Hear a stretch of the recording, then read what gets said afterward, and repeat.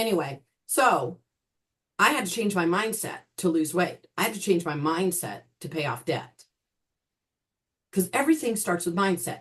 So money, if you're not watching what it just falls through your fingers. Well, I made sure I had a budget, but no, I call it a pre-spending plan. Chapter 5 of my book is all about putting our money together, but it starts with mindset, right? So anyway, but if we're not documenting where we're spending our money, it just falls through, right? Somebody gives you, I mean, giving that $20 away, that is such a great thing to do. It's great, but we need to write down that that's what we did with our $20, right? It's okay that you helped somebody else with it.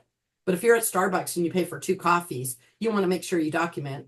If you're lucky like me, maybe you could write it off on your taxes, right? But anyway, if you have your own business, right, that's always a good thing to do too. But we always want to document where we're spending our money.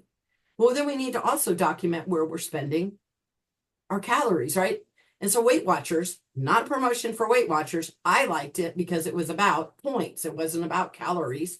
And so it was similar in my mindset too, but what works for you might work for you. But it was similar to having a budget, right? So I seen the similarities, and that's how I lost 87 pounds. Now I'm 30 pounds overweight again, and I got to lose weight again.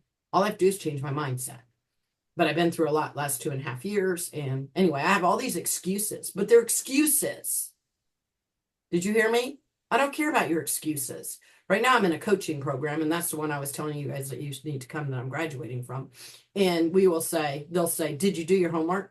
And I'll say, well, I've been really, really sick and and they go, no. Did you do your homework? But I've been really, really sick and I fell asleep and my dad called me. Nope.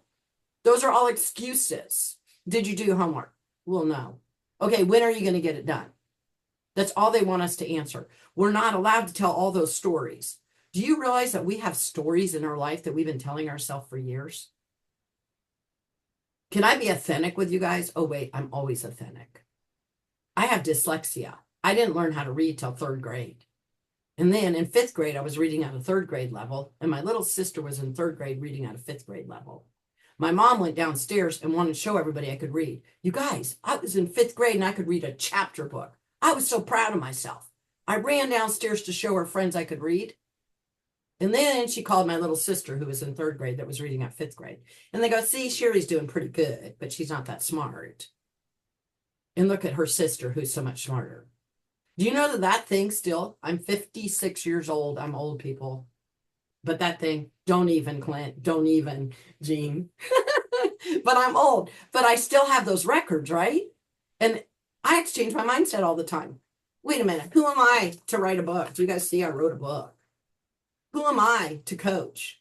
Who am I to right now be coaching you when I went through all that trauma in 2023?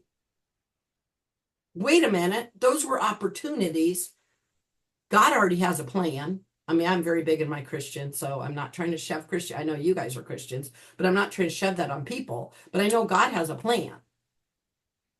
So who am I not to sit down with somebody? Like, I'm a transitional coach. Did you guys know that? I help people with their life and their business to transform it. I help people going through divorce. But now I've actually been through.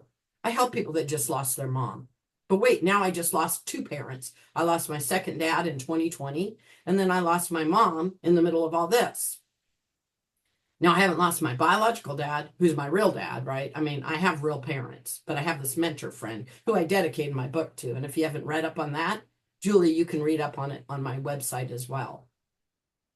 He was that one person when I was 18 years old, I was broken, that believed in me when I did not believe in myself. And every time I tried to do something, I felt like other people in my life were telling me I couldn't do it. I didn't feel like I had my family support. I didn't feel like, when I wanted to leave, actually, I've been divorced twice, and I don't believe in divorce. The first time I was married to an abusive alcoholic, and it was bad.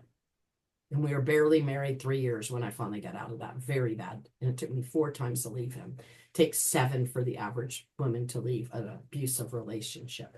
1 in 3 women are abused today. And 1 in 7 men are abused. Did you guys know that? That's ridiculous. So a lot of people have been abused. But I was abused really, really bad. And it took my pastor having to talk to me and stuff. And when I wanted to leave my husband, my mom goes, what? I didn't have a GED. I didn't have my driver's license. I didn't have a degree. He drank all my money. He was Dr. Jekyll and Mr. Hyde, though. My mom used to call him like a used car salesman. If he had his vodka, he was mean. When he didn't have his vodka, he was very used car salesman, right? But he was 6 years older than me, and he owned me, actually. He was very insecure. But I mean, I moved out when I was 17. I got married when I was 18, had a baby at 19, and I was divorced till I was 20. When I wanted to leave him the fourth time, my mom goes, "What are you going to do? You know, you're not that pretty and you're not that smart." And I was 20. Do you know that my mom was not talking to me? She was talking to her 20-year-old self. I'm 56. I know that now. When I was 20, I didn't know that. But this guy named Gerald came and would go, "Do you want to do it or you don't want to do it?" I went on to go get my GED. It took me, I think, three times, I think, to get my driver's license because I'd gotten in a car wreck when I had my permit and I was terrified of driving. So I got a driver instructor and I went ahead and paid my own way through Sears driving and got my driver's license. But who cares? It took me 3 times. Nobody knows that except for I'm being confessing that. I think they both took me 3 times, but it just made me feel dumb. I don't know how long it really took me, but that's what I feel. That's how I remember it. And then when I went to college, I went to go take JUCO, which is our junior college. I had to take fundamentals of math, intro to reading, learning strategy, all these baby classes as I saw it as a 20-year-old. Wait a minute. I'd only went to school my junior year. I didn't drop out of high school, by the way. I wanted to go to high school. They wouldn't let me go to high school because I didn't live at home with my parents, even though at 17 in Atlanta, you're considered a legal adult. And my parents dropped me out of school. I intended on finishing college. I couldn't do it because I didn't have a guardian. Are you kidding me? And I was 17. Now, when I turned 18, I could have went back my junior year. But, that's stupid. And I'm not going to be 19 when I graduate and blah, blah. Because this is the young me, right? But anyway, when I went there, then I went and took the test to go to college. And I come back to Gerald, who I dedicated this book to. And I said, "Look, Gerald, everybody's right. I'm dumb. I'm stupid." And Gerald always came back with, "Do you want to do it or you don't?" By the way, I have a little thing to tell you about my. He was born in Oklahoma in 1939, and he was biracial, meaning with blue eyes too, meaning he had to stay on the right side of the track because remember how ignorant we were back in 1939? Clint, you'll get Yes, that. yes. But the black people didn't like you because you were half white. His dad was white and his mom was African American. And he was supposedly the rich one because they had a house and both his parents had good jobs, but he slept on the couch and he had to keep everything in his closet. So he was a little guy and people gave him, he grew up in the black community, but he was not accepted by them. He was more accepted by the black community than he ever would by the white. So he learned people don't have to like you, Sherry. People just have to respect you, right? Because he couldn't beat somebody up. Instead, he would use his words or he would just change his mindset. He was the most positive person I ever met. Then when he had a heart attack, I was shocked when he was like 50 or something and he quit smoking because that's what caused it. Because I was thinking, you're the most laid back person I know. But when he's telling you, do you want to or you don't? Right? He never had a college degree. He took a test and he started working for IBM as a system analyst. Guess what? Later I fell in his tracks and I ended up a system analyst for Sprint. Shocking, right? Because he's seen stuff in me, but he also could speak from his own experience, right? Is his different than mine? Yeah. But just because somebody says you can't do something doesn't mean you can't do it, right? Do you want to or you don't? I always remember he would say that to me. So see how God's put some amazing people, including all you guys, in my life. It's been so amazing. But anyway, after I went to college and I did that and I broke through, there was teachers that started believing in me. And there was more people that started believing in me. And then eventually I started believing in myself. We have to break through those barriers. I am sure that I don't know if you guys remember the first time as a little kid that you realized mine was like I told you, I was in 5th grade when I realized I wasn't perfect, that something was wrong with me, right? I'm stupid. I have dyslexia. I can't, And do you know there's 7 different forms of dyslexia? I bet you teachers know this. And do you know that I don't sometimes I transport numbers, but not very often. But reading and spelling and stuff was always hard for me. But math, computer science, all that, not hard for me. But I had to find that strong suit in me. Business, economics, all the stuff I teach on, not hard for me, right? What are some of those things, Julie? Like, when did you realize that you were not a perfect person as a little child? And realize we do this to our own kids. But then they have to break through that mindset. Julie, do you remember that moment when you realized that you weren't, something was wrong with you as a person? Sorry. I don't remember like as a child. I remember probably more as like in high school, just Which is a I would do child. things, Mm-hmm. which is still a child. I mean, not like little, like elementary, but yeah, mine was probably more in high school. Just, um, there were a lot of little things that kind of added up Mm-hmm. to how like my friendships, um, and just little things that I was like, that why do I get the reactions I get kind of thing. Yeah, because we come into the But, world just as a little kid, right? As a baby. mhm. We're trying to discover the world, but then somebody changes our point of view of the world, or not of the world, of our perspective of ourselves. Yeah, But what does God say, Julie? God loves us no matter what. But you're fearfully and So, wonderfully made. yes. I Yeah. didn't choose to be, He I didn't choose to be white. I didn't choose to have curly hair. I didn't choose to have brown eyes, right? But when we can finally say, I didn't choose, I am not dyslexia, by the way. I also have anxiety and depression. People don't know that about me because I go out and motivate people all day. But remember Mork from Mork and Mindy? He killed himself because and he was out making everybody else happy. I am not, I am not depression, anxiety, or dyslexia. And nothing is right. wrong with you, Julie. Some people related to you differently. But you have your strong suits. But if we focus on what others, or what our perspective of what others think, do you really know if they do? You just think that's Not how they always. feel. It's Yeah, your it's all about perspective. perception. And you have 2 kids. I have 4 kids. My mom had 6 kids. If you sit down with us 6 kids in the crazy family that we grew up in, we all have different perspectives of it. And it affected us all differently. Isn't that crazy? But then we take that into our adulthood when it's not even true. Clint, when did you feel like, well, Clint's still perfect, but when did you realize you weren't perfect, It Clint? had to be in my time in the military. It was a growing and a learning experience in the military, getting to the point first of realizing that I was a soldier. And my Mhm. job, per se, was to destroy things and people.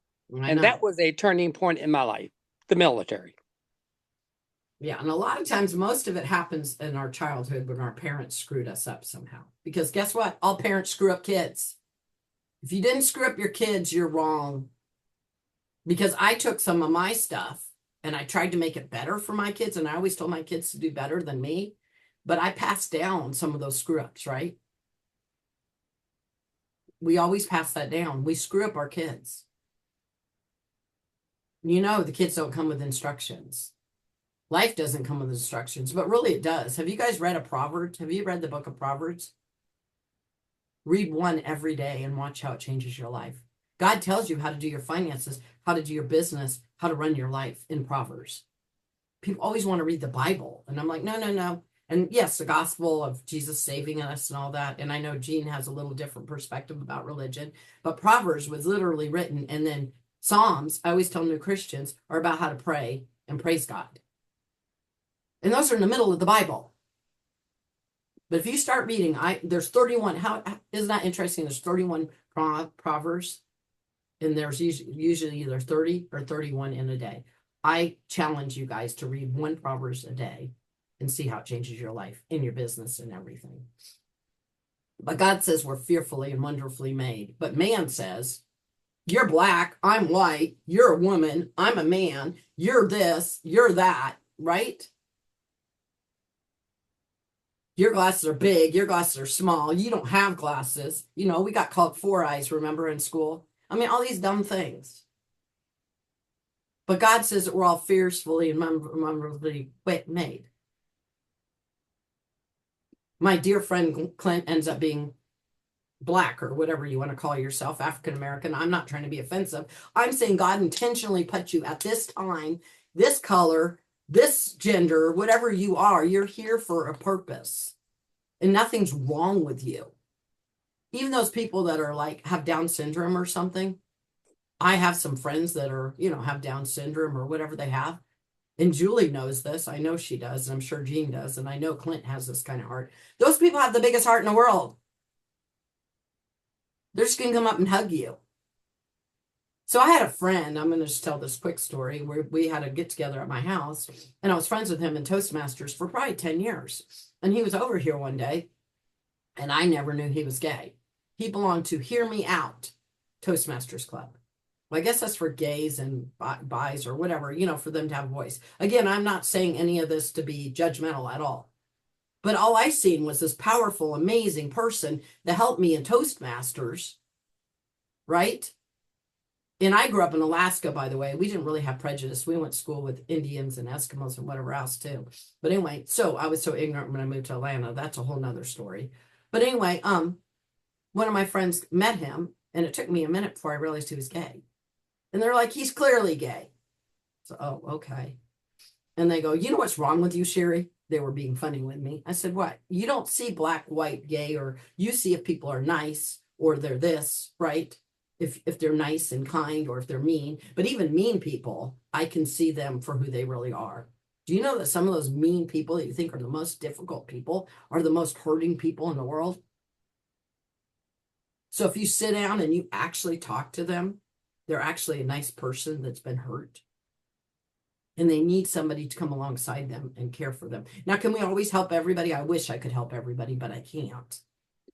But a lot of times, that's just what do you want to call it? An act. They're just acting that way to protect themselves because they got hurt. I'm going to hurt you before you hurt me. I'm going to be prejudiced and have attitude or whatever it is. But it's them, right? It's not really you when they're whatever. So some of those people that say not nice to stuff to you, I wish everybody loved me. Till I was 40, I wanted everybody to love me. And then I realized not everybody's going to love me. Not everybody's going to love you. Now, I love all you guys, but I'm saying not everybody's going to love you. They're not. So my friend Gerald always said, you have to have people respect you. They don't have to like you. There's a big difference, right? So we have to change our mindset in that. And when we're out in the world, a lot of times somebody might say, I don't know, you're just a stupid white woman that doesn't have a clue or whatever they say to you. I don't know, just make something up. But are they saying that to you or is it their perspective of them? Remember what I told you about my mom? Remember when I told you my dad's Donald Trump on stage? You know what I mean? She was married 64 years to that, right? Because she didn't have another opportunity. And when I wanted a different opportunity, she didn't see that. Oh, and AKA, not to sound ignorant, but I'm not ugly, guys. I'm pretty good looking, FYI. And I'm really, really smart, okay? But I didn't know that at 20. Isn't that sad? And so when I went through a divorce and all these guys were hitting on me, I was annoyed. I was offended. I also didn't want a guy to write. Now, am I the hottest girl in the world? No. Am I the smartest girl in the world? No. Do I need to be? No. You know what I need to be is the best version of Sherry. And you need to be the best version of Julie and the best version of Clint. Jean, when did you realize that you weren't perfect? I know you had a really interesting background, but there's one moment in your life, like you might have been 3, you might have been 5, you might have been 10, that all of a sudden you go, wait a minute, something's wrong with me. When did you realize something was wrong with you, Jean? Which nothing's wrong with you, but. You're right. I have so many different shifts What was in the my life first where moment you paradigm. remember, right? Because you Um, thought you were a cute little Jean, and then all of a sudden one day, I'm not. Realistically would be when I spent my 15th birthday homeless under the Tampa Bay Bridge. And I had hitchhiked in town to try to get into some type of shelter as we were in the beginning of December. And I knew that what little chill that we get in Florida, it would be coming in the next month. And there wasn't any space in the inn, as we know, was a reference So at that point, I knew that I needed to make a difference. For me, at that age, I knew that it meant that I needed an old man or someone to be a partner that I stayed with consistently so that I would be protected in a sense. So at that point is where I had to shift and become a wife and a mom very quickly at 15 and 16. I don't regret any of that, but in my early 20s, when I realized that I didn't want to stay in one place as a mom of a little bit older man. He was 8 years older than I kind of convinced him that I needed to get a little bit of a job so that I could get out of the house, and I wanted to be even more wonderless as I am. And one day on the way to a waitressing job I seen a sign that said, "We want you."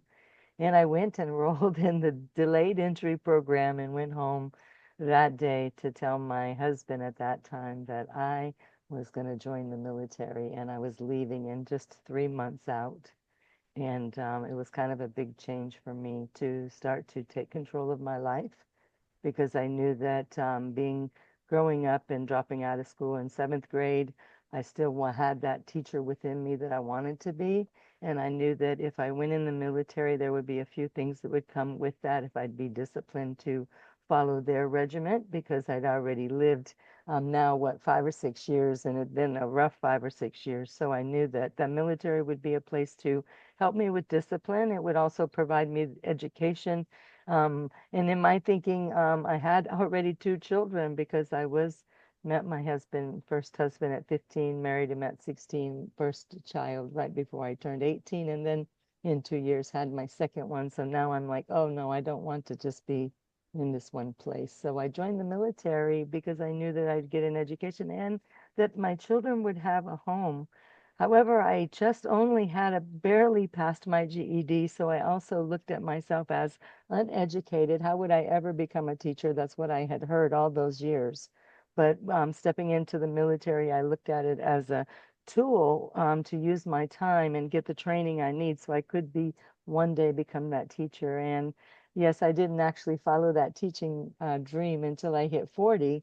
And even my youngest of 4 children said something about, I wanted to be a teacher in 1st grade, but she's like, well, Mom, just because you're 40 don't mean you can't go to school. I'm like, oh yeah, I got a GED barely. And yeah, I've got some of those other, not having that reading structure or that math structure growing up. I'm like, there's no way I'm going to go to college. But I failed a few of the classes several times, still never passed Algebra 1. However, today I get the opportunity. I have a master's in education now, teaching my youth, and I get to teach them how to do algebra. So I'm actually using the tools that we have available in the technology world to teach my children how to use them so they can pass their own high school diploma, because they get the high school diploma once they pass the GED through the program I'm in. So it started a long time ago, and it took 40 years for me to get to that teacher that was in me from the little girl. So my goal is, I know that no matter who you are, where you're from, your future is up to you. And every day it's one step at a time. And sometimes in life, because of the things that thrown at us, sometimes it's even moment by moment. We just have to step out in faith. Currency is the faith, because our Father is the keeper of all things on this world, and everything that He's created you for will develop if you take your steps into it. The military taught me that discipline, and remembering there is the hierarchy of all of this stuff. So thank you. Where did I decide? I still today even look for some of those places where I need to. No, I don't have it all. I don't have it all. I don't have all the answers, but the wisdom, ask for wisdom, and He will. Ask and you shall receive. So be careful what you ask for, though, because with What a beautiful, beautiful story. Thank you for Thank you, sharing. sir.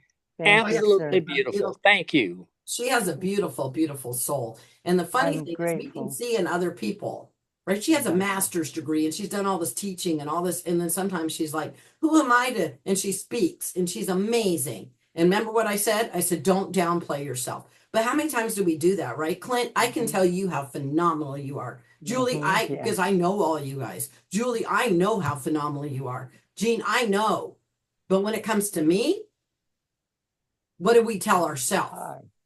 And do you know when you, if I talk to, you. if I talk to Eugene or Julie or Clint the way I talk to myself, I would be appalled, right? And you guys wouldn't want to be my friend. And who's your best friend? Yourself. Who do you spend the most time with? Yourself. So if you're not going to tell Sherry Berger what you're telling yourself, why are you telling yourself that?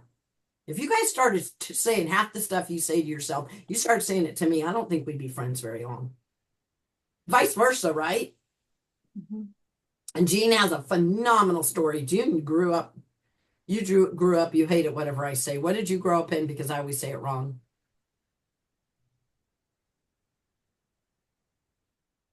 Her family was in the what? Being homeless and in transition, often doing day labor, and a lot of times back in the 70s and even in the 70s, I would say my growing up teenage years, there was always the carnivals that came to town. So it tended to be one of the places where it was easy to get a job. And sometimes, depending on what's going on, they would need that much help that they would pay you additional money to go travel with them for a short distance.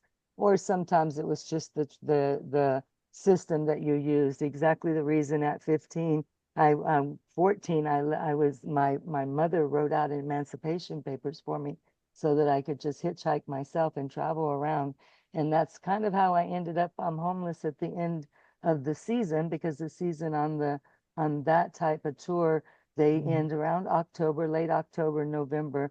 And for the first month or so in Tampa, with the networking and the friends I built in that system, I was able to be what they call today, where my studies in the homelessness is couch surfing. They go from one couch to another. So, and that's how I ended up at 15 under the bridge without a couch to go to. Now I've used up all of my resources in networking that I had done over the summer.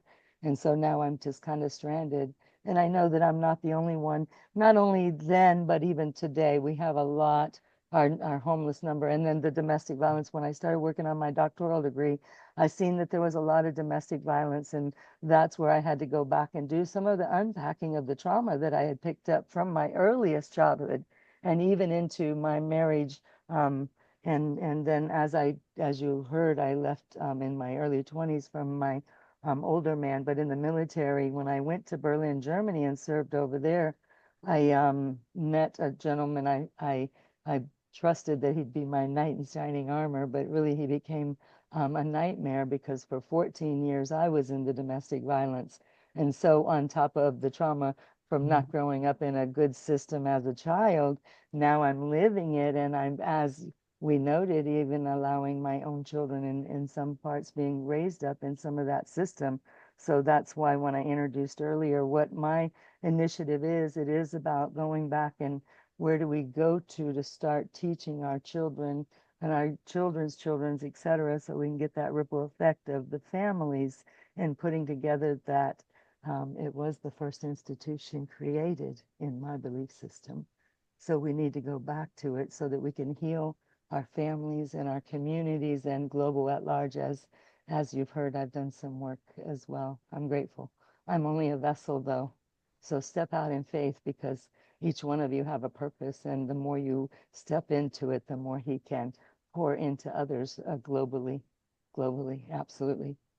Thank you again. Ladies, I am been thrilled to my heart, but I've got a 1:00 appointment I've got to get to. Sherry, thank you so much for inviting me, and I will definitely be back, but I've got to be across town in less than 30 minutes now.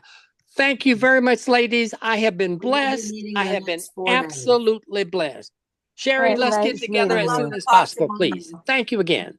We'll meet at 11 tomorrow. Bye, Claire. Okay, thanks. Bye. But you see how everybody has their right own mindset. And Jean and I related because you can't live with somebody without being married. That's how I was raised. So when I moved out 2 days after I was 17, after being kicked out multiple times by my dad when I was 16, because I just didn't want to deal with that family life similar to her, I didn't know where to go. So I had this guy I knew from Alaska anyway. And he was 6 years older than me. So I moved in with him, but you can't live with him and his family without being married. So I got married 2 weeks later. Was I in love? No, I needed a place to stay. Do you know what my dad tells me today? I've been single for 2.5 years. I've been legally divorce free 17 months or something. My dad's like, you need a man. When are you going to get married? Stop chasing these guys off. Because as soon as you get divorced, I don't know about this women. If you have this problem, it happened when I was 20 and it's happening now. Men are everywhere that want to date you, but they're not the quality or what you're looking for. Because God knows, right? And I will be honest with you, the first year, I mean, anyway, I started not even dating till January. But then even then, I'm realizing, I just told one of my best friends, the same quality of men that I've always been with are the ones I've been going out with. And I'm like, no. And it's nothing about their quality. It's where I'm at, right? If you want to date somebody healthy, and I'm talking physically healthy, then you need to be healthy. You want to date somebody that has finances, then you need to have finances. You want to date somebody that has a house, then you need to have a house. If you want to date somebody that has their shit together, sorry for my bad language, I'm a Christian that cusses, then you better have your shit together, right? If you want to date somebody who's healthy, then you better be healthy. I'm talking, and do, like you said, you and your husband unpacked it a lot. I'm not saying to that extent, right? But where I'm at today is not where I was when I married my current ex-husband when I was 24. I'm just not there.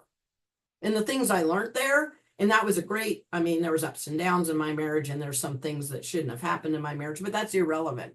But all the things I learned, and being grateful that I got to raise my 4 kids and pretty much be home and do 90% of the parenting and still run a business. There was so many good in that versus focusing on whatever bad happened, right? But I'm at a different level in my life. And if you need a man, then what do you get? Have you ever, try to get a prom date and go tell everybody, I need a prom date. Oh my God, do you want to take me to the prom? Please take me to prom. Oh my gosh, right? No. Do I need a prom date? No. Do I need a man? No. Would I like to find somebody to do second half of my chapter of my life? Yes. But right now, I got to do what God's calling me to do, right? And work on me and move where I need to be. And Jean knows I ended up in a really bad situation, and Jean warned me, and then I talked to her about it regarding a guy. We don't need to talk about the whole whatever about it.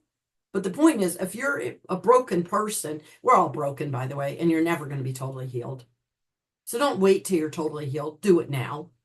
Don't use that as an excuse. I still can go out and date or whatever else I want to do. But I need to be aware whenever you see something in somebody else, or you're saying, I want, a guy that's, I want a guy that's buff, and I'm not buff. No. I want a guy that has his, strong abs and I'm just making crap up, right? But I don't have strong muscles and abs. Why am I, right? I actually had a guy I was talking to just recently that goes, why are you talking to me? You're way out of my league. What? What? I didn't, as me as a person, I don't even know you. And I was just texting and talking to him. And I was like, okay. So he's doing it based on looks, right? And I was trying to find out who you are. But he's looking at, I look like this and you look like that, which I didn't understand. But that's fine. But that's his perspective. And of course, guys, a lot of times, and we don't need to talk about men, but a lot of times men will do based on appearance. But at our age, that's not, or at least at my age, that's not what I'm looking for. I'm looking for a best friend, somebody to do, right? And I have it all written down. So in your job, in your life, when you want something and you want a vision, do you have written down your plan of what you want for your life? You just started running your own business with your husband. Do you guys have a vision of where you're going with that? And not just in your brain, written down. I was just talking to a friend and she's like, well, you need to write out everything you're looking for in a man. Oh no, I already have it all written out. Right? And you know what the deal breakers are, right? But same thing with who's your ideal client. Do you have that all written down? And do you know what the deal breakers are? Because Jean and I think Julie could do this. We would love to save the world. We try to help people that don't want help. You guys have heard when the student is ready, the teacher will appear. Jean would love for everybody to be successful and get GEDs and do this. But if they're just, I'm just making crap up, but if they're smoking pot and they're wanting to be homeless and they're drinking and they won't focus and they're not ready. And you can pour into that, right? I got rid of a lot of bad clients recently. because it wasn't working out either way. I can coach the crap out of you, and you're not, maybe I'm not the right coach for you, or you're not ready, but this isn't working. So how many times do we find ourselves in our life trying to work on that, right? And we're all Christians. I get we shouldn't live together without having, sex, and we should be married and blah, blah, blah. Okay, I can get all those principles. But do you just get married so you're not homeless like Gene and I did? Huh? Or do you go say, hey, right now I realized I was really, really scared with everything that happened to me.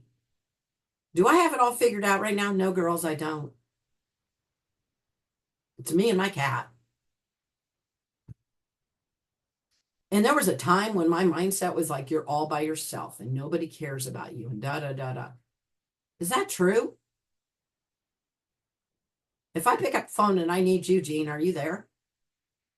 Julie, if I would have called you and told you everything was going on, you would have been there. So how am I all alone when I have people that support me in my life? So I started writing down all the people. I said, these are the people that support me in my business. Have you guys ever done this? These are the people that support me in my walk with God. These are the people I can call on when this happens. These are the people, because I don't know about you, I have a lot of friends. And what did you just call it? Community. And Gene and I belong to a great community called BYB. What is it? BT. They changed it. Becoming the best version. BTBY, Yeah, becoming we the belong to better that group. you. And I disappeared out of that group. And I'm trying to get back in there, but I disappeared out of the group because I started working on me and everything I needed to do. And I need to be in that group because it's a very supportive group. But the way I looked at I needed to be in that group is I need to be a speaker. And if they're not going to have me speak, then, and then I showed up at a conference recently and I went and I learned so much, but I didn't get to stay for the whole conference. And when I was able to go to the conference, I could have just said, I'm too busy and I can't go to the conference. Instead, guess what I did? I went to the parts I could show up. Just like right now. I think some of you said, I'm going to be on and off the next 4 days. Ideally, you should be here all 4 days. But do you just not show up to Sherry's workshop on mindset because you can't be here every day? Or are you going to get some if you show up for some? So I showed up for some, and some of my friends are like, well, you really need to do this, and you need to come here, and you need to. And I'm like, I know. And they all went out to eat, and that is great networking opportunity. Gene will agree. But I was tired, and I needed my sleep. And I knew I needed to go home. So that the next day I could show up being the best version of me, right? And I love people. And I'm an extrovert on steroids. I want to be around everybody. But do I want to be so exhausted that I can't be me? So I just showed up for what I could, and I didn't for what I couldn't, right? And I didn't have to give people excuses. I didn't need to say, I'm tired, I need to go home. I just need to say, yeah, I really would love to go. I have another commitment. Nobody needs to hear my excuses. Now, if they were excuses and I was like, I'm tired, I'm done, then they might try to talk me out of my excuses. I had another commitment. Did you know that? What was my commitment, Julie?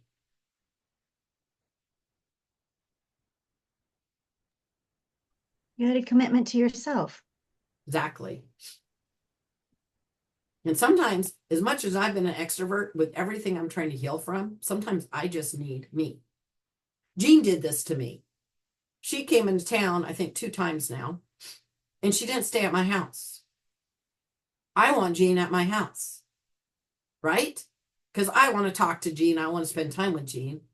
But Jean decided to stay at a hotel. Was that because she don't love me? Ask Jean. Jean, who were you making a commitment to by doing that, Jean? To myself. One of the things I decided that as I travel, I need to have my own room so that I have my own space to come to, so that I can unplug from the world and rejuvenate with my father alone, one-on-one. And even though I've tried it in homes that I've been invited in, I also want to be that great guest and spend every moment with them as well. So for the battle, I had to choose me in this case, and that's why. Thank you for asking. And I know that's why, right? But I could take that as a mindset of, wait a minute, Jean, we could spend more time together. You can be in the room and get your own, whatever. You can be, right? And I could, all her reasoning, I could argue with her about that. But would that be being supportive of what commitment does she have? Her commitment to herself. She said, financially, I'm not sure about this, da da da. And I was like, okay, that's your commitment to yourself, Jean, but you always know you have backup plan. And Jean's like, sure, I know that. Okay. And many people always want to share a room with you. So I also had to agree to not do that, even in other events. I have to Well, have thank you my so much own for room not in my doing it own when I met space. you, though. Yeah, oh, absolutely. That one was I was added in on the other side of the bed. Remember? That wasn't my room. I was a add-in, just like as gratefully that individual does open up the space for other people to come in. So I was an add-in that day as well. I was grateful to be there, and you're right. If I would have said no because I didn't have the money for my own room at that time, then I wouldn't have met you, because I wouldn't have been on the other side of the other bed over there, and meeting you that morning. So that's why I believe everything happens on purpose. But Mhm. it as I moved into the realm of being a speaker and needing to go to different places, I knew that that was a must do. Even going to Nairobi, I could have saved several $100s there partnering up with somebody, but I still needed that one-on-one time for myself and with my spirit, my wholeness, my Father. So Thank knowing you. what you need, right? You want me to tell you guys something? It's not a secret, but it's a secret. I don't know how to take care of Sherry Berger. I became a mom when I was 8. My dad threw my brother across the room, came within inches of the fireplace, told me to take care of my goddamn brother. I took that literally and took care of my brother. Then I moved out at 17. My brother was like 9. He can tell you the day I moved out. He's like, you washed my dog, you did this, you did this, you did this, and then you left me. You left me. That impacted my brother. We've had to heal, and we've had that conversation. I didn't know that I thought I was doing and I don't remember doing all that for him before I left, but I felt responsible. And then I became a mom at 19, and I've literally for 35 years raised kids. And then my little baby graduated college, and we got along fine. My husband even made love to me that morning, told me his world and blah, blah, blah. But that's irrelevant. I don't want to talk about him. But my point is, then he left me like at 9 o'clock or 10 o'clock that night, the day my daughter graduated. So I became an empty nester, and my husband left in the same day. This is about me. This is not about him. It's not about my daughter. This is about me. And I stood there and I went, how do we just be Sherry Berger? Even as a teenager, I wasn't a teenager. I've never been. So the fear of figuring out how to just be me. But now I've realized sometimes I have to make a commitment to myself. I love people. I wanted to go eat with them and everything else. And Jean knows how powerful that is. But I was exhausted and I needed to go home and spend some time decompressing. And thank God for my cat. She never asks anything of me. If anything, she follows me around. She thinks she's a dog. And that's another story. I lost my dog in April. I lost him on April 15th. My mediation was on the 17th. One of my best friends came in from Mississippi and brought 2 cats to me. My cat was born on Thanksgiving, and I jokingly said she was my cat. She tried to get me to take both cats, and I couldn't do it and that cat, Lily, my cat that I have today, she bonded with me. She made me hold her and would make me sleep with her, and I was going through so much crap. But my dog died on the 15th. The cat shows up on the 16th. My mediation was on the 17th. I'm still going back and forth. I have no money. I don't need a cat. I really do want to keep Lily. Lily really likes me, but no. And Patches, he broke all kinds of stuff, and I didn't even name him. And I named Lily because her name's Surprise Lily, because she was a surprise when she was born on Thanksgiving. Nobody knew her mom was pregnant. And then the next day she had Patches. So that cat had 2, and she was really little. And they thought I'd fixed all the boy cats. I don't know how she got pregnant, but she did. So I said, she's Surprise Lily, and she was born on Thanksgiving. My friend was shocked, and I jokingly said she was my cat because I had wanted to get a cat. But anyway, so I thought maybe I'll get a cat and a dog. But 4 months later, my friend finally shows up with this cat. But anyway, so then, listen, and my friend's here for 3 weeks. my divorce went through I didn't know it'd go through so fast from the 17th to the 3rd. That was ridiculous, right? 3rd, my divorce was final. My mom went in the hospital on the 8th. She died on the 15th. My friend's leaving on the 18th. I can't deal with life. Lily is already bonded to me, and I didn't need to be by myself in the house. So I used to have a joke when this first went down that don't worry, I have God and Jesus, but I also have a dog spelled backwards as God. So I'm not. And so Ginger slept with me and took care of me all that time. But then Ginger had to be put down on the 15th, 2 days before mediation. Are you kidding me? She was falling out of the bed. She couldn't stand up. She was throwing up everywhere. I had a friend come over and go with me. It was awful. And then God had a cat show up that needed me. So do you realize that God's never had me be by myself? And so when I need to come home and I'm exhausted and I want to be by myself. Oh, last night I've been on this conference all weekend, and it's been from 11 to 11, and it was Friday, Saturday, and Sunday. So my cats came and got in my lap, sort of like what happened to Jean when we're here. And she's yelled at me when it's 11, because I go to bed at 10 or something. She'll yell at me when it's bedtime.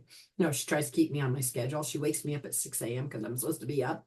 And if I want to sleep past 6, she gets confused. And if I don't go to bed at 10, she comes and tells me it's time to go to bed. This conference goes till 11. So she'll come right at 10. I mean, she's literally been trained, right? What my schedule is. So anyway, you know what she's been doing? Hey, Sherry, I'm sorry to interrupt, but I got to get going. I have another thing. Okay. I was thinking we were hopefully I'll going to see you tomorrow. 12:30, and so I'm Hopefully helping you with show some up dance tomorrow, stuff. and we're going to go over more. But yeah. And I need to start going over exactly what we're going to go over. But yeah, get those worksheets off my website. I will. Okay. All right. Will do. Have Thank a good you. one. See you tomorrow. Nice Bye. to meet you, Jean. Nice to meet you too. See you soon. Thank you. But anyway, what I was getting at is God has people or animals or whatever show up at the right opportunity that you need. Mm-hmm. Trusting ourselves is so important. To keep a promise to yourself. Start small. Yes. You were talking about that. I thought it was funny because that's right where I was going to get into. And reflecting on our past success to remind ourselves that we can handle challenges. In this conference I was in, I was like, it doesn't matter that I won the Kansas Businesswoman Advocate of the Year. Governor Kelly gave that to me. I won a bunch of other awards. I wrote a book. I have a degree. It doesn't matter because I still feel like I'm not smart enough at times. What the heck? You can relate to that, Jean. Yes, and did you just tell me you absolutely. have your PhD now? Yes. You just I finished. do. I do. You just finished it. I have it. Yes. Congratulations. Awesome. Thank you. I'm so excited. Thank you. I I heard haven't that. put it a lot out there yet. That's so awesome. Yay. Thank you. It's so awesome. That's going to Woohoo. be your doctor. Thank you, Dr. Jean Caggiano. Yes. Philosophy, It's humanities. so much for you. Yes. A lot of work. A lot of work. I didn't go Just in the keep military. working. I don't have a way to pay for my degree, but I keep wanting to get a master's degree, and I keep making excuses why I can't do that. And my daughter's graduating in December with hers, but she said it cost her a lot. Woohoo. But I think they should bring us her Congratulations. scholarships or something. You can't have excuses. You got to find ways. Yes. And it does, So beyond all of our excuses are possibilities. absolutely, I agree. And I go, well, should I get one in psychology or should I get one in business? And I really think I want to do it more in psychology because I'm a That transition would be, coach. yes. I help people through those blind spots and everything else. And when my coach was coaching me this weekend, she's like, oh, this is so funny. Look at what her background is. Look how she helps other people with mindset. Look how she helps. Mhm. Yeah. But I got to be authentic and say, hey, everybody's mindset's bad. True. Do you know those actors that you see that you think are great? Mhm. Everybody in Kansas right now is making the biggest deal about Taylor Swift and Kelsey, Oh, and so they became huge, and whatever they do, everybody thinks you should be doing. But you know that they Mhm. both struggle with their mindset.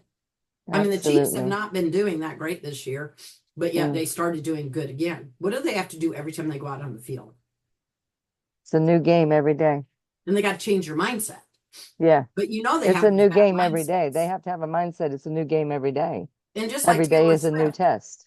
she's being a big deal right now, Taylor Swift. Now, I'm not big about these guys being a big deal, but what I'm telling you is Taylor Swift literally changes and gets back. I mean, people are like, how does she go potty? And how does she do all these shows? She worries about how much she drinks. And she also has a little porta potty. You already know this because, you can imagine what were you in the carnival? You know what I mean? She has a little, so when she goes down, she might just pee and come right back. You know what I mean? She has it all planned out. And some days she was even talking because they've been putting her on podcasts. So she's exhausted after she's doing how many shows? And she does it for 3 hours because it's a performance. And she tries to make it about the other people. And so everybody sees Taylor Swift as great. But if you go listen to her, she has her own mindset issues. So my point is, no matter how big you are, we never get rid of that mindset. It's what we choose to do with it. I'm safe. I'm capable. I'm trusting myself. I seen this greatest post on a mindset thing. You're going to love it. Somebody's taking their 2-year-old that can barely talk, and they get in front of the mirror and say, I'm capable. I'm beautiful. I'm very smart. I'm a child of God, whatever they say. And she goes, this is like my favorite time of the day. She has her little 2-year-old doing affirmations. That's cool. I can do it. Yes. And so, yeah. So those boundaries and energy by limiting those negative influence and saying no when you need to, right? What did I just talk about? Absolutely. Commitment to yourself. But nobody needs all those excuses. Do you have on your calendar when you're going to work out or go for a walk? Do you have in calendar when you're going to read? Do you have it in calendar when you're going to Bible study? Do you have it in your calendar, right? When do you have those little things that you need to do to empower yourself on your calendar? I do have actually some of those things on my calendar, because if I don't have it on my calendar, I actually have an alarm that goes off that tells me for more than a year, call Sherry at 7:30 my time, 6:30 your Oh, yeah, time. you were doing that. And that was I great. I use those little time reminders, because otherwise I won't accomplish the things that I need to on that to-do list. And as you Now that's identified good for them, somebody else, right? Calling somebody to inspire them. And I think you should almost, I don't know, there's another mindset coach that I know that's what she does. People actually pay her for her to call and give them affirmations or call them to wait, to do, you know what I mean? To get them motivated. And you're so good at that. I think it's interesting that she does that, but it makes a big difference. The person feels like one person is holding them accountable or keeping them there's the right where word. they need to do. And so Correct. having those people, There's the word. seeing that, Accountable. That's the asking word. other people to help To you help is you. so hard. Yeah. It's so hard when you can't get yourself out of bed, but you ask somebody to call you to get you out of bed. Yes. But that's And strength. those are the steps of moving forward, though, and getting out of those stuck zones, if you want to call them that, or comfort zones. Those but we stuck think that's zones a aren't always weakness. so comfortable.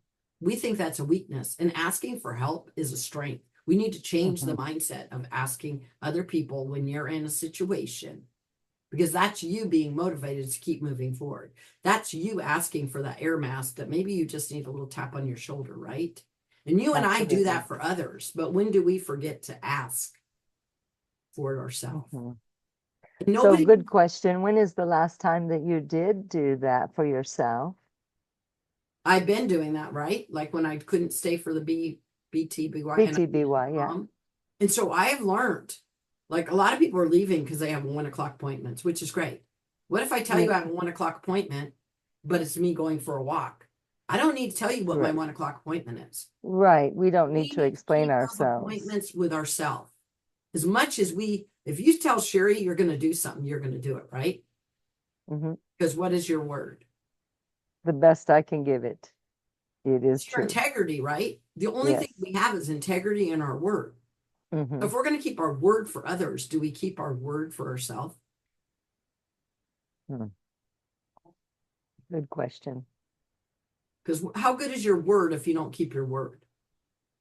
And if you don't begin to distrust yourself if you don't keep your word with yourself. Exactly. And you're like, I can't trust other people because they don't keep their word. Well, then you can't trust yourself.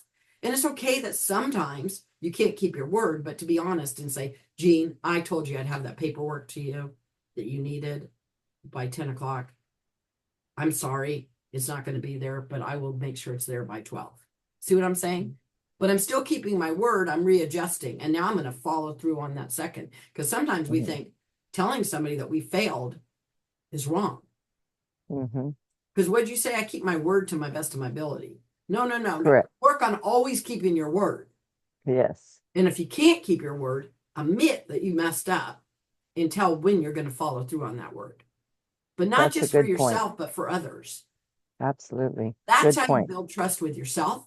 That's how you have others trust you. Mm. And how would that change your mindset? I would think it would definitely improve it to realize that you can and you need to follow through. And like happiness, where do you get a happiness? Oh, I just defined that in a panel that I was on in Atlanta last week. Mm-hmm. Happiness for me is seeing others lifted up and the light bulb, what goes on when they discover the value that they possess of themselves within. That makes me really happy too, giving to others. But I'm talking about identifying the small joys like music, Mhm. nature, movement. And you just said Mhm. connection with loved ones, reading a Mhm. book.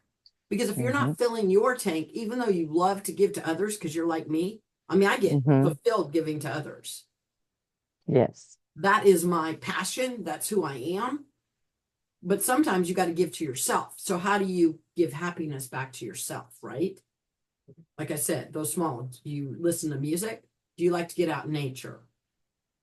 You like I'm a movement? nature-bound person. And you're really good about having a cup of coffee with your significant other, your husband. Yes. But sometimes I have to go have a cup of coffee with my friends, right? Thank you for the coffee shop you took me to. I loved it. But my point is sometimes you have to stop and give back to Yes. yourself. What do you need? Mhm. So those are ways to deal with our mindset. Fulfilling and purpose, discovering activities like you talked about that make you feel alive. Creating projects, helping others.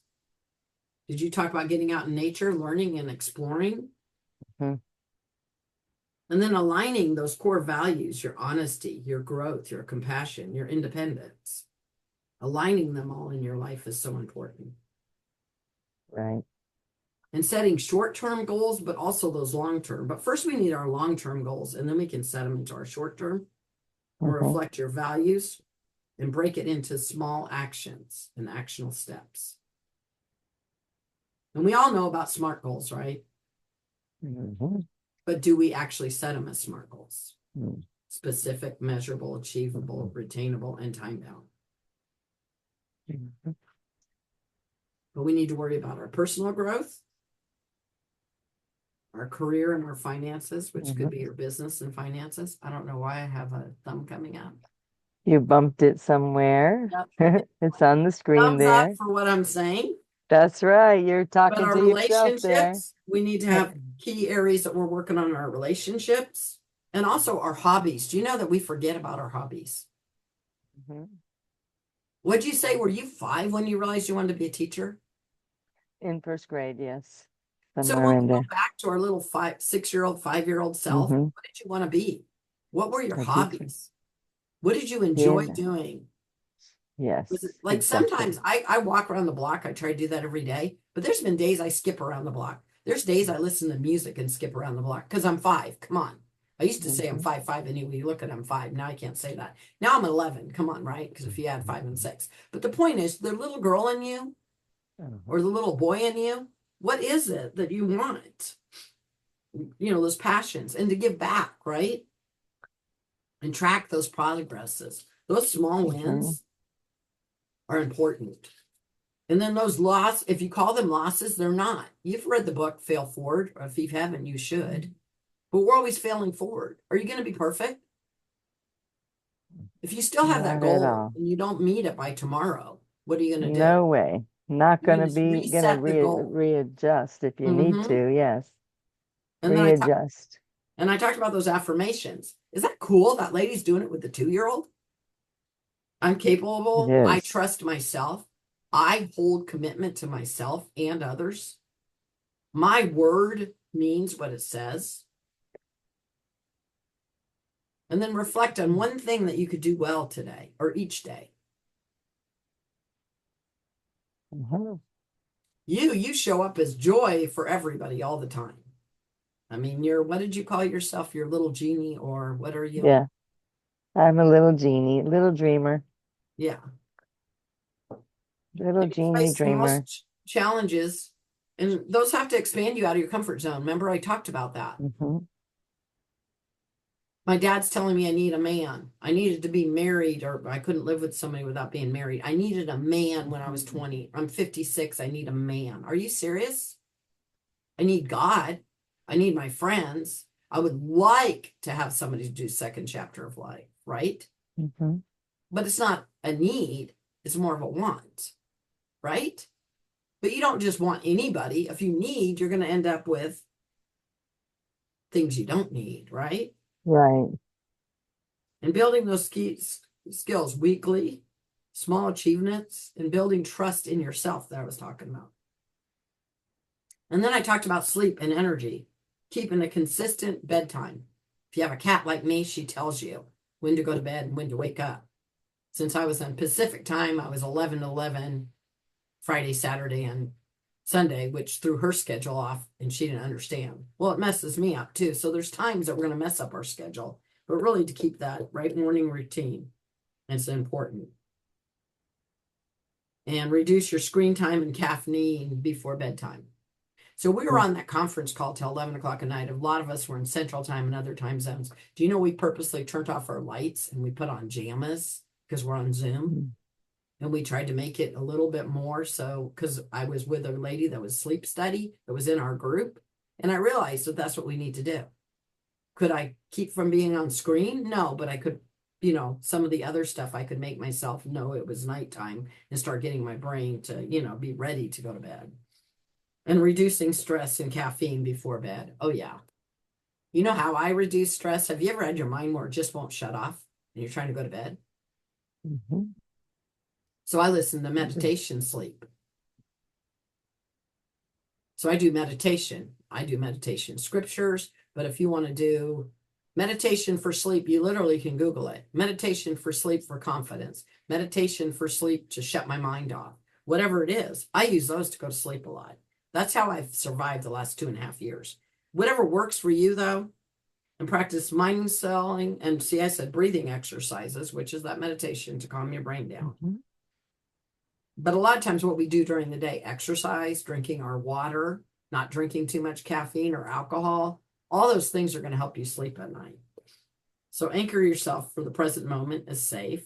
Focus on what you can control through your actions and your environment. Like I said, we had to be on there till 11, but we realized that if we put our jammas on, we're on Zoom, what does it matter? We get our little blankies, we turn off all lights, and it's more dark on Zoom. But we're still there, but we're starting to get our body, you know what I mean, acclimated that we're going to go to bed in an hour. Mm-hmm. Use journaling or meditation, stay grounded and aware of your progress. And in the morning, you can always do your gratitudes, your 5 to 10 minute meditation or gratitudes. Do you know that what we look for is what we find? The more we look for possibilities, the more we find. Like, congratulations, you've been doing so much. You worked on your PhD, you've been speaking, you've been looking for these possibilities. And guess what's happened? They've shown up. Yeah. But if we look for all the negativity in our life, we're going to see more of it. We don't want to talk about how old you are, because you probably don't want to give your age. Never How mind. old are you? 60. I'll be 62 in December. So 62 and you got your PhD. You're too old. No, I'm not. I'm still alive. I'm still breathing. People say it took you till 40 to have your bachelor's degree, right? Yes, How old were you correct. when you got your master's degree? Shortly right thereafter, because I found that I needed to move right into that master's in education to teach So it those took you 20 kids years that later couldn't to read. get a PhD. But you did Well, it. I started it in 2018, We so it took me say, 8 years to get here. we always say it's too late. Mhm. So you're telling me if I started my master's degree today and I'm 56 and I don't get it till I'm 65, but it was, what is it? 8 years would be what? 64, that I'm not too old. Yeah. See, why do we always say, do you know that Colonel Sanders started KFC when he was 70? And how big is KFC? Was he too old? No. Do you know that Einstein has dyslexia? Mhm. And so why does it hold him back? It didn't. So when we say, right, I'm too old, I'm too stupid, I know, I hear you, Lily. I know. My cat's yelling at me because she hasn't gotten attention. Working on stepping towards your goals, practicing self-trust through action, and take breaks, movement, and nourish yourself. Water is so Mhm. important. I want coffee. I need water, right? Mhm. I want ice cream, but I need fruit or veggies, right? I'm just making stuff up. But we got to nourish our body. And so in this thing, we barely had time to pee because we were in an intense program for 3 days. And some people were like, well, I'm not even getting to eat. And I'm like, oh no, I have food and water all around me right now. Because I knew I was so preparing for those moments, right? Didn't I talk about Taylor Swift? She already knows how much she should drink. She already has her potty thing. She already has all her outfits figured out. She already planned for this 3-hour event that she's doing. Right. And she doesn't want to be gone more than, what is it, 10 minutes for changing, or 5 or whatever it is. You'd have to watch, Mhm. right? But you never think of what she's doing behind the scenes. And again, I'm not trying to make it all about Taylor Swift or Kelsey or whatever. But my point is, right now they're in the huge spotlight, but they still have their mindset and they still have to be prepared every day. And do you think she wants to Mhm. be out there every day? She doesn't. She's been Mhm. sick or not feeling good. And one time they wanted her to jump from stage and she refused.